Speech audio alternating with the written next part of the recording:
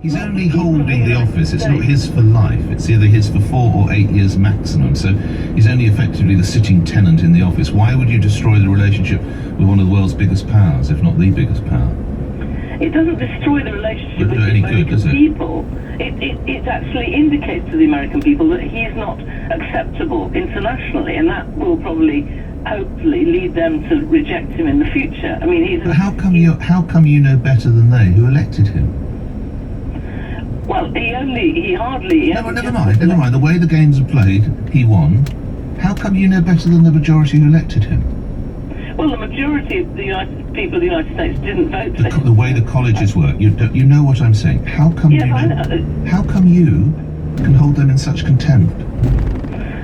It's not holding them in contempt. Well, how come you know better? How come you know better then? Well, they, insofar as the sort of arrangements in America led somebody who actually didn't have the majority vote to be elected. No, never mind that. It's the same as how UKIP gets 1 million votes and doesn't get a seat. So it's just the way the games are played. It's pretty ludicrous. But final time of asking, because I don't think you've actually got an answer. How are you so right and they're so wrong? He's coming here as an international figure. We're rejecting him as an international figure. No. How come you're right and they're wrong? Never mind, he's coming as an international figure. We've got a right to decide who we make alliances with and who comes to our country.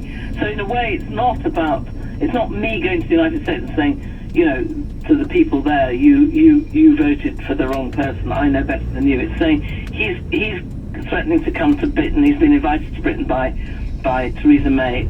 I and many thousands and thousands of other people find this completely unacceptable because he's not a politician whose behaviour and whose foreign policy I want in any way legitimate or any way accept. Legitimise.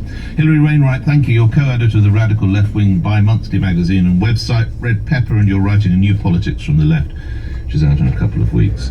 David's in Bromley. If you were to see Mr. Trump, President Trump arrive, what would you say? Good morning. Good morning. Well, personally, I avoid red peppers and I'll avoid that one too.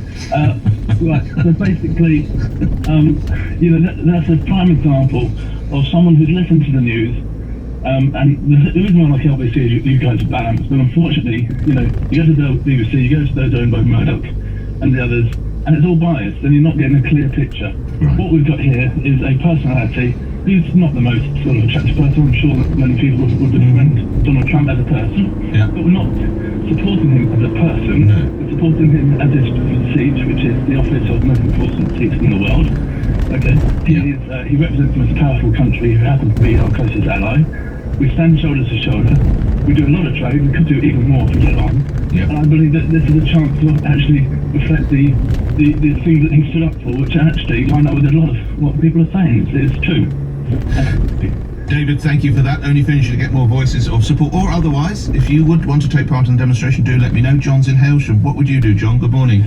Yeah, good morning, Nick. I can say straight away that woman you just had on was actually speaking a total load of twaddle, really.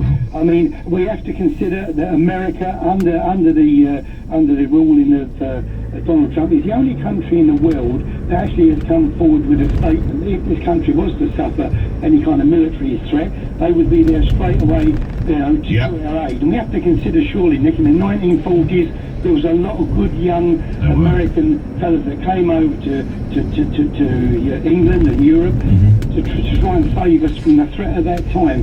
And one last thing, Nick, I'd like to say, all these sort of lefty protesters, I wonder how many of them would come forward if this country did need defending again. Who knows, John? Thank you. From John to Jan in Orpington. Jan, you're on the radio. Good morning. Good morning, Nick. I think we should open him with open arms. As a person, I wouldn't want to put him on my Christmas card list, but he is representing America, and America is our biggest ally in the world, and also at the moment our biggest trading partner. We actually are in credit as far as they're concerned, whereas with the European Union, we are £88 billion a year in deficit. We buy 88 billion more from them than they do from us, and as the last gentleman said, the relationship, I don't think is as special as we say it is, but it's the most special we've got in the world. And these people, they need rounding up and just got rid of. Well, no. What do you, no, they don't. For the weekend, just for the weekend. I tell you what we do, we put them in the IKEA factory and make them build that bed. Jan, thank you. Coming back to IKEA, this is from Gareth in Birmingham. As a toddler, I got my foot stuck in an IKEA trolley. No one could remove it, and the fire service came and had to cut me out of the trolley. To apologise, my parents were given a £50 voucher and I was given a cuddly toy dog. Chris in Ongar. I built a Hemnes Day bed. It took me 6 hours. I thought I was alone with my struggles, but feel a bit better about it, now knowing others have suffered also. Isn't there a chart when you open it, and there's a little picture of two men, and it says something like 2 hours or something like that? Please. Ian in West Byfleet. I bought a large double IKEA wardrobe that took the entire weekend to put together. It was only this point did I realise the hanging bits are sold separately. That was 8 years ago. We just fold clothes and pile them up in the wardrobes. Oh my goodness. David Uxbridge, IKEA are brilliant. Kudos to the creator. In the UK they filled a big hole left by MFI. Oh my goodness, these IKEA stories. Do keep them coming. Sonia Griffin and Loughton, my IKEA horror story is trying to find out the way out of the store in Edmonton. I had the same at the one in Wembley. It was a nightmare.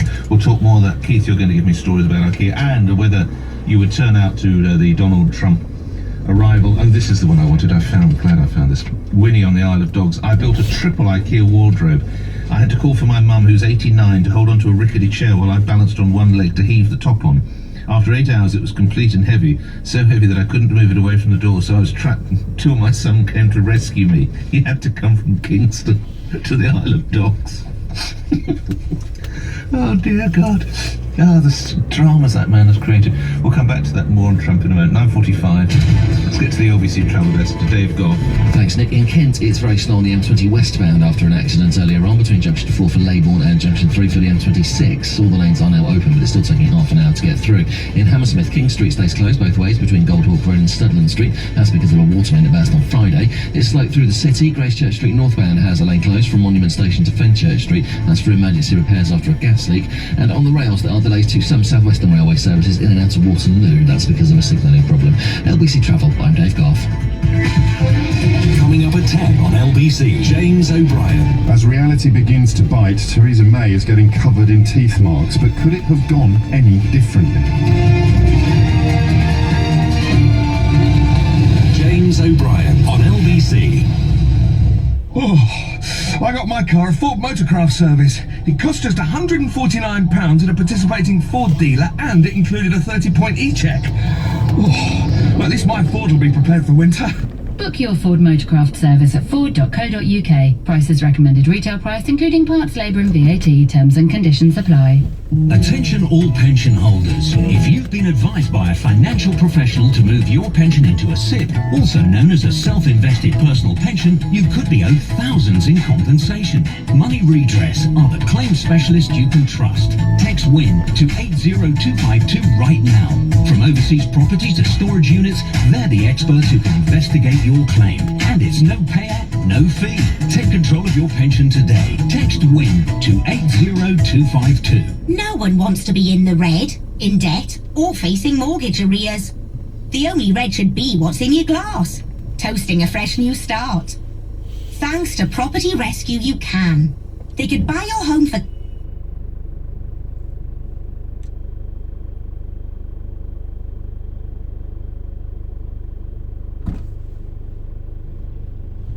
cash advance. Get that just sold feeling with Property Rescue. Fast forward to cash in the bank at propertyrescue.co.uk. Where do you charge an electric car?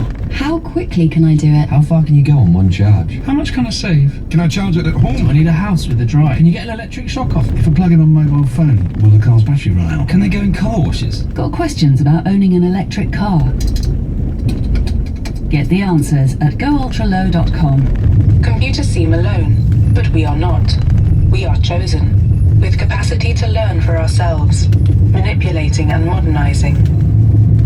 This script's introduction was written by an artificial intelligence program by analyzing 50 sci-fi novels. Self-learning AI programs are no longer the stuff of the future and can be used by hackers to disrupt and even harm your business. At Hiscox, we know that as technology advances, so do the cyber criminals. Our specialist business insurance helps you stay one step ahead of cybercrime. To find out more, go to hiscox.co.uk/one step ahead. Hiscox.